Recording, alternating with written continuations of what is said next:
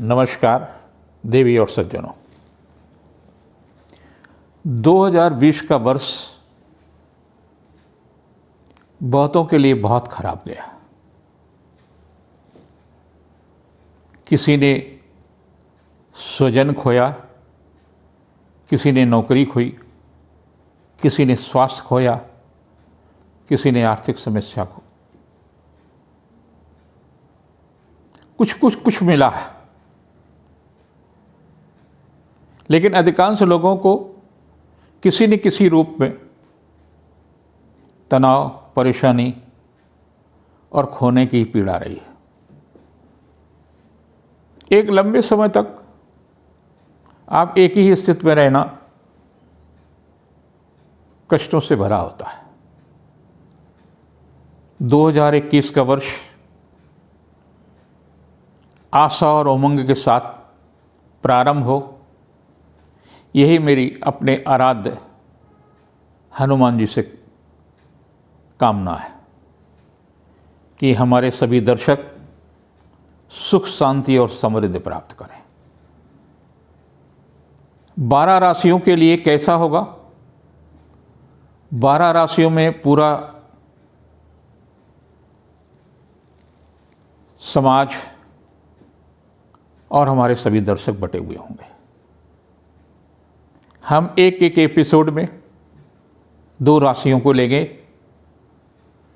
पहले एपिसोड में मेष और वृष, दूसरे में मिथुन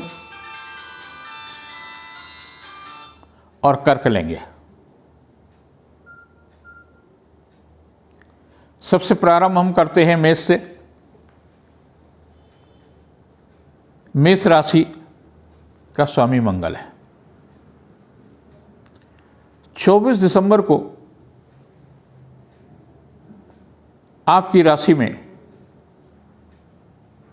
मंगल प्रवेश कर गया, जहां पर 22 फरवरी तक रहेंगे। ये परिवर्तन का समय होगा। नौकरी में भी परिवर्तन हो सकती है, चल या अचल संपत्ति में परिवर्तन हो सकता है। प्रमोशन के लिए आप प्रयास कर रहे हैं, उसमें सफलता मिल सकती है, लेकिन वाहन चलाते समय सावधानी रखें,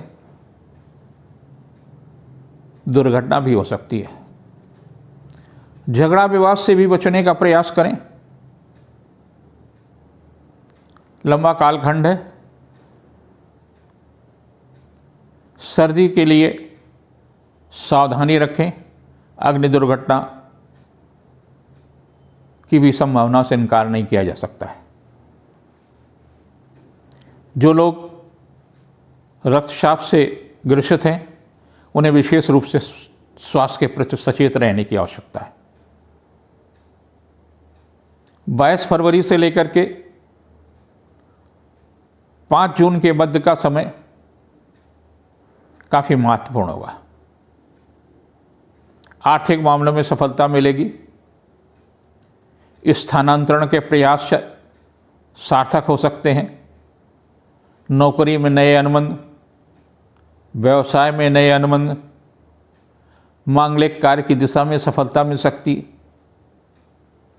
रिश्तों में मजबूती आएगी। कुल मिलाकर के ये कालखंड आपके लिए बहुत महत्वपूर्ण होगा। 5 जून से 20 जुलाई के बीच के मध्य का समय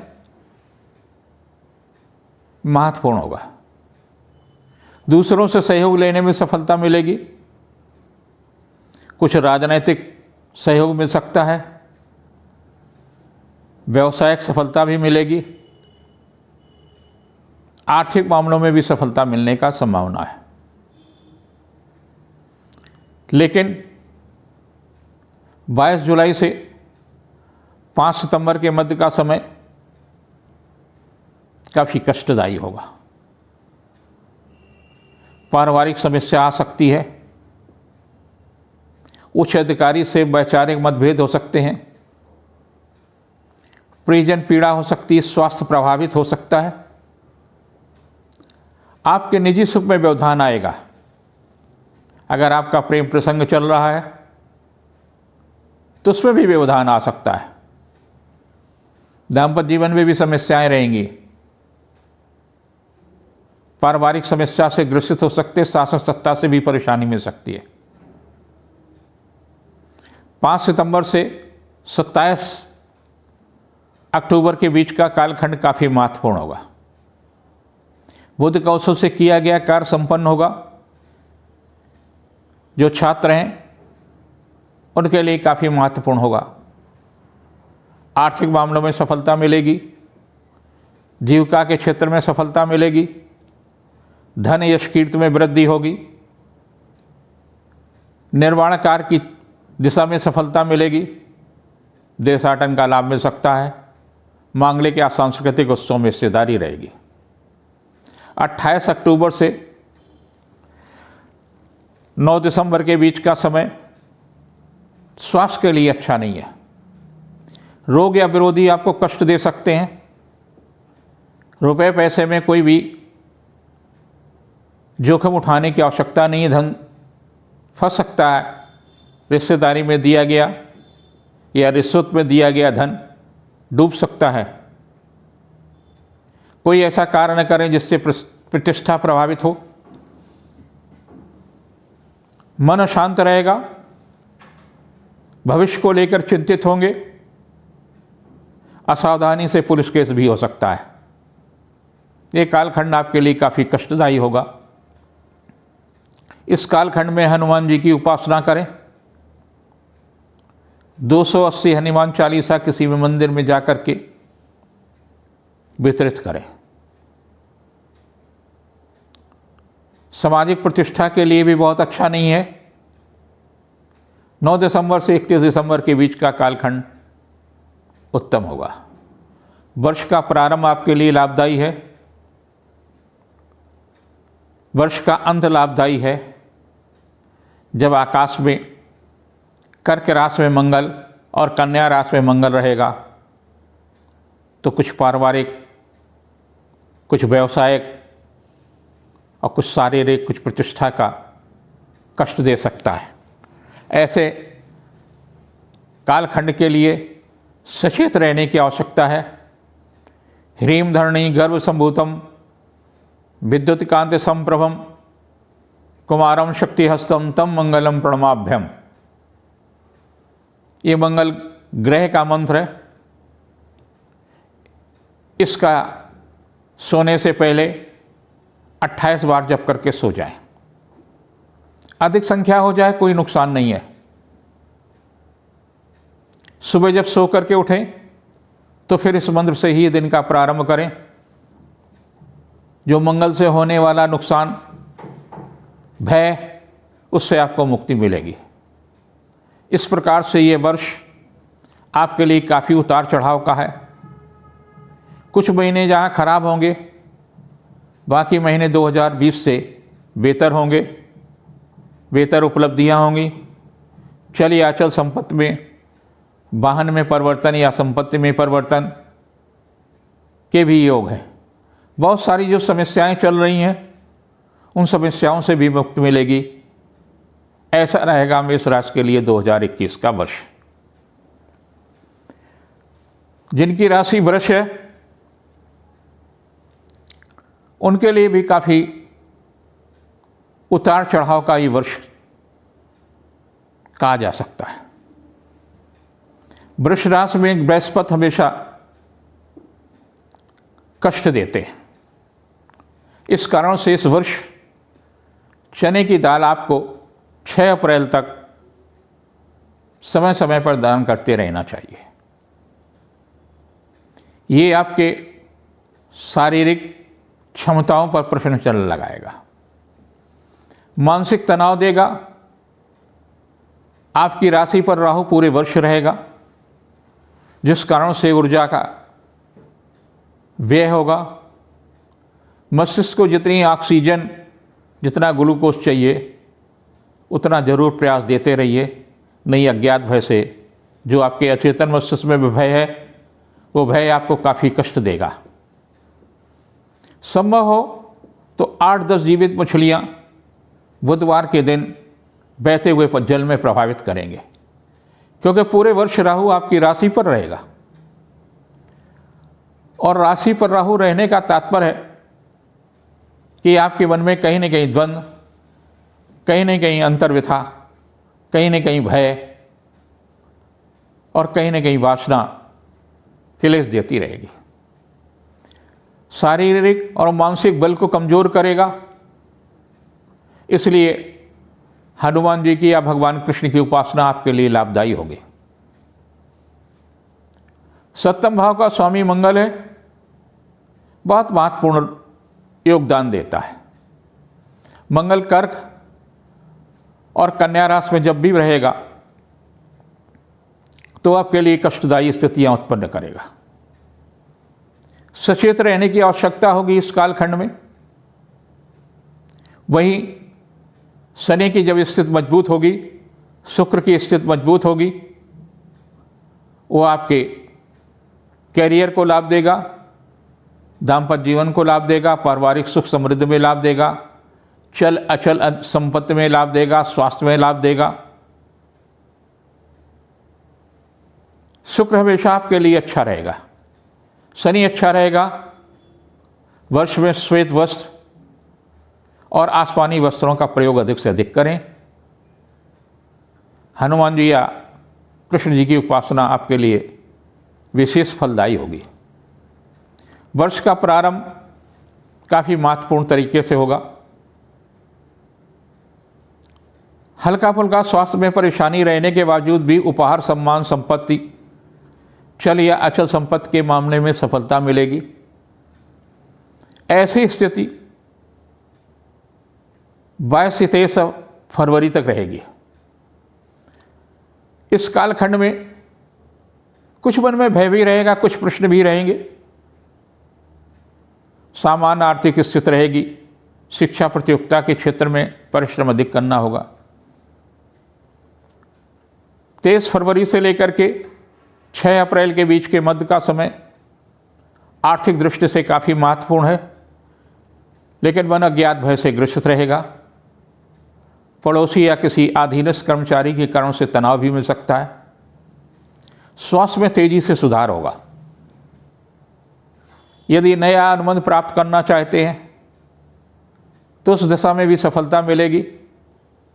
धन यश कीर्ति में भी वृद्धि होगी।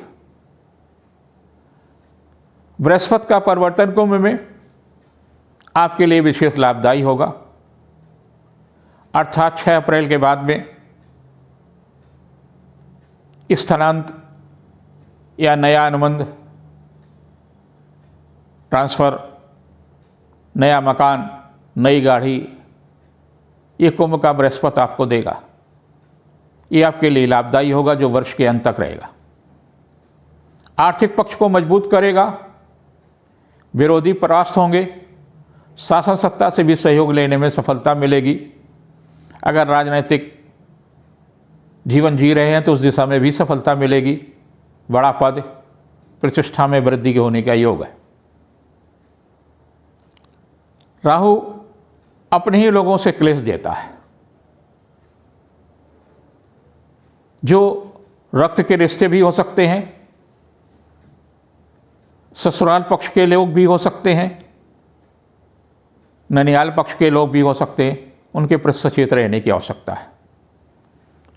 6 अप्रैल से लेकर के 22 जुलाई के बीच का मध्य का समय काफ़ी महत्वपूर्ण है। आर्थिक दृष्टि से, मांगलिक कार्य की दृष्टि से यदि आप विवाह के दलीज पर हैं तो विवाह के बंधन में बंधेंगे। दाम्पत्य सुख भरपूर मिलेगा। जीविका के क्षेत्र में भी प्रगति होगी। सामाजिक प्रतिष्ठा बढ़ेगी। 22 जुलाई से लेकर के 9 सितंबर के बीच का कालखंड काफ़ी तनावपूर्ण होगा। अपनों से ही परेशानी मिल सकती है। किसी रिश्तेदार के कारण से या पारिवारिक समस्या, माँ के कारण से, ससुराल में सास या ससुर के कारण समस्याएं आएंगी, तनाव मिलेगा, लेकिन इनको सबको निकालते हुए भी सफलता मिलेगी। हारिए ने हिम्मत, विसारिए ने राम।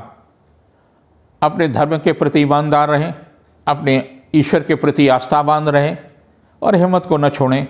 सफलता मिलेगी, कालखंड आसानी से गुजर जाएगा। 9 सितंबर से लेकर के 26 अक्टूबर के बीच का समय खुशियों का समय होगा। पारिवारिक प्रतिष्ठा बढ़ेगी, धन यश कीर्ति में वृद्धि होगी,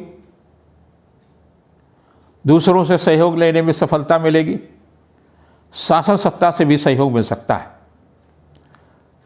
26-27 अक्टूबर के बाद का जो कालखंड है 9 दिसंबर तक के, ये काफ़ी तनावपूर्ण होगा।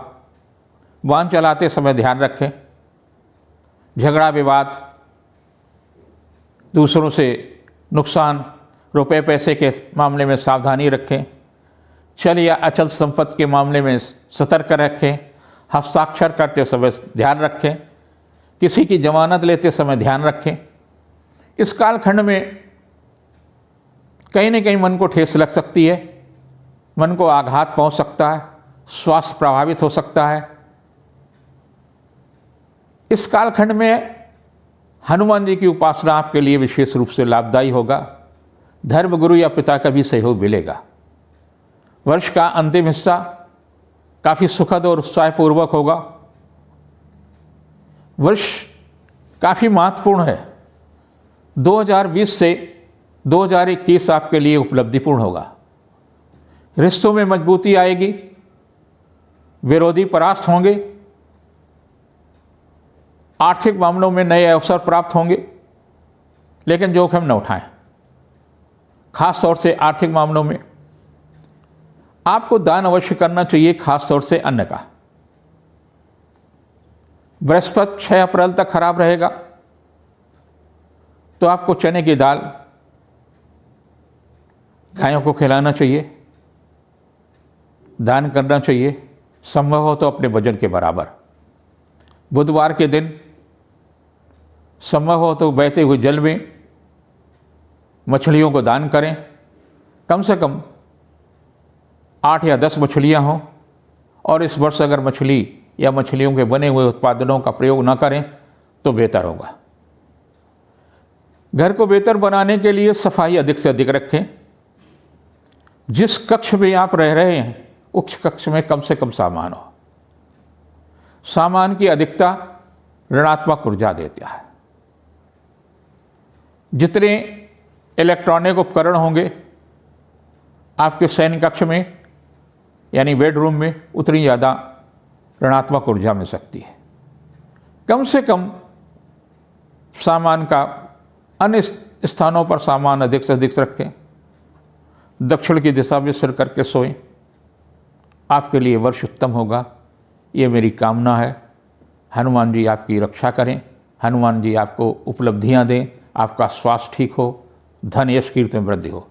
अगले एपिसोड में मिथुन और कर्क राशि के व्यक्तियों के बारे में बताएंगे कि आपके लिए 2021 कैसा होगा। नमस्कार।